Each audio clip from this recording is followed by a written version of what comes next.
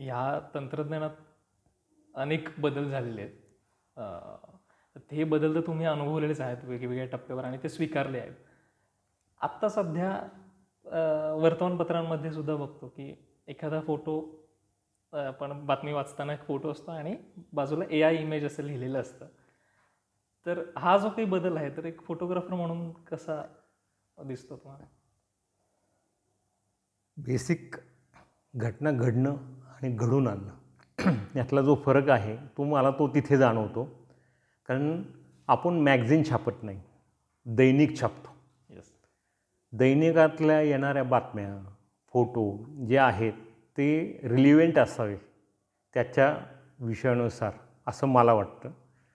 कारण AI photo जरी वापरला ते तुम्ही मॅगझिनसाठी वापरा, साप्ताहिकसाठी वापरा किंवा तुमच्या काही पुरवण्यांसाठी वापरा, पण जिथे थेट तुमचा लोकांशी नाळ जुळली जाते, कनेक्ट होणार आहात तुम्ही, अशा ठिकाणी म्हणजे आपण थोडंसं फसवेगिरी करतो असं मला वाटतं. म्हणजे माझं हे वैयक्तिक मत आहे. अर्थात तुमचा लेआउटसाठी, डिझायनिंगसाठी तुम्ही ते AIची मदत घेता, वेल अँड गुड, तुम्हाला वेळ वाचवायचा आहे. पण आपण ज्या बिझनेसमध्ये काम करतो आहे त्याच्या इथिकला धरून ही गोष्ट नाही आहे. तेच तर तुम्ही काय साप्ताहिक वगैरेच्यासाठी ह्या गोष्टी करत असेल तर चालू शकतं. दैनिकांनी ह्या गोष्टी करू नये असं माझं पर्सनली मत आहे. एक उत्सव म्हटलं की ही सगळी गर्दी येते. पुण्याचाच विचार केला आपण तर सगळा जनसमुदाय असतो. ह्या गर्दीत सामान्य नागरिकांना काही गोष्टी दिसत नाहीत, पण त्या एक छायाचित्रकार बरोबर त्याच्या नजरेस त्या पडतात आणि तो ते क्लिक करतो, ते दृश्य त्याच्या कॅमेऱ्यात कैद करतो. तर ह्या भावना कशा असतात आणि हे कसं म्हणजे जमतं कसं? तुम्ही जेव्हा इव्हेंट एखादा कवर करायला जाताना, बऱ्याच वेळा असं होतं, मी मगाशी म्हणलं की तुम्ही तिथे नसता, तुमचं विश्व काहीतरी वेगळंच असतं. मी त्या गर्दीत असलो तरी माझ्या डोक्यात काय, अरे मला फोटो काढायचा आहे, मग मला टॉप अँगल पाहिजे दहीहंडीसाठी किंवा लो अँगल पाहिजे किंवा गणपतीची मूर्ती येते आणि त्याच्या भोवताली गर्दी पाहिजे. पण 2016 नंतरची गर्दी आणि आधीच्या गर्दीमधला फरकही मला टिपायचा आहे.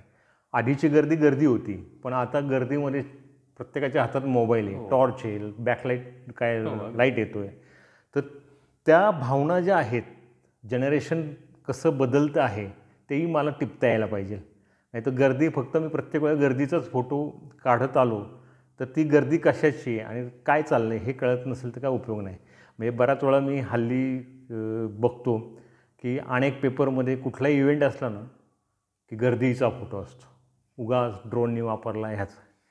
म्हणजे अरे ती गर्दी कशाची आहे, कोणाच्या लग्नाची आहे का मौतीची आहे का कशाची आहे हे हायलाईट नसेल की त्या गर्दीतले लोकांचे भावभावना काय आहेत त्या दिसत नसतील आणि तुम्ही फक्त लाँग शॉट ड्रोन कॅमेरा वापरून म्हणजे काढलेले फोटो, म्हणजे ज्या वेळेला त्याच्या गरज असेल तेव्हा नक्कीच वापरा, पण गरज नसताना उगाच लाँग शॉट वापरू नका.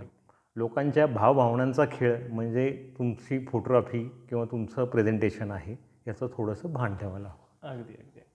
आणि हे सगळं ज्यावेळी तुम्ही कॅप्चर करता तर आणि पुढे ते प्रसिद्ध होतात कुठल्याही माध्यमातून, हे ज्यावेळी कॅप्चर करत असतात काही मोमेंट्स तुम्ही, तर त्यावेळी एक भान ठेवणं फार गरजेचं असेल. कारण आजकाल जे काही समाजाचा एक बाजू झाली आहे, त्यात काही समाजकंटक लोक आहेत किंवा अतिहुशार महाभाग आहेत की जे एका छोट्या गोष्टीतून त्याचा एक वेगळाच अर्थ काढतात आणि भरकटवतात सगळ्यांना. म्हणजे अगदी ह्या विषयाला अनुसरून एक उदाहरण सांगतो मी की हल्ली काय, मोबाईल आपल्या हातात आहे किंवा आपल्याला फोटो काढता येतं ते याचा म्हणून काही फोटो काढणं हे चुकीचं आहे. अगदी गणपतीच्याच रिलेटेड उदाहरण देतो मी की लोक पोलीस रात्री झोपलेत बसलेत असं फोटो काढतात, पण तो पोलीस शेवटी माणूस आहे, खाकी वर्दीवाला.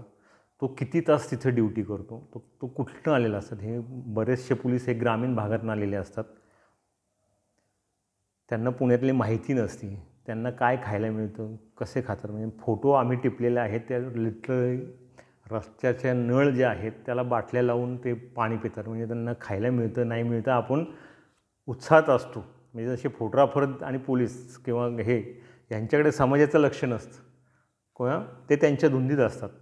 आता हा माणूस इतक्या वेळ काय खाल्लं आहे पिल्लं माहिती नाही, किती तास ड्युटी केली माहिती नाही, तो बिचारा डुलकी घेतली, झोपली आणि कोणतरी माध्यमातला प्रतिनिधी असेल किंवा कोणतरी हौशी कलाकार त्याचा फोटो काढतो, बघा पोलीस झोपलेले आहेत. तर मगाशीही मी म्हणालो स्थळ काळ वेळ याचं भान ठेवा. व्यक्ती कोण आहे, घटना काय घडती आणि तुम्ही काय त्याच्या रिलिव्हेंट आहे, मग ते प्रसिद्ध करा. उगाच मला वाटलं म्हणून मी फोटो काढणं आणि त्याच्या मागे काहीतरी वेगळी कॅप्शन देऊन त्याचा नको तो अपप्रचार करणं हे चुकीचं आहे. त्यामुळे माध्यमाचा गैरवापर कुणी करू नये याचा वैयक्तिक भान ठेवणं गरजेचं आहे.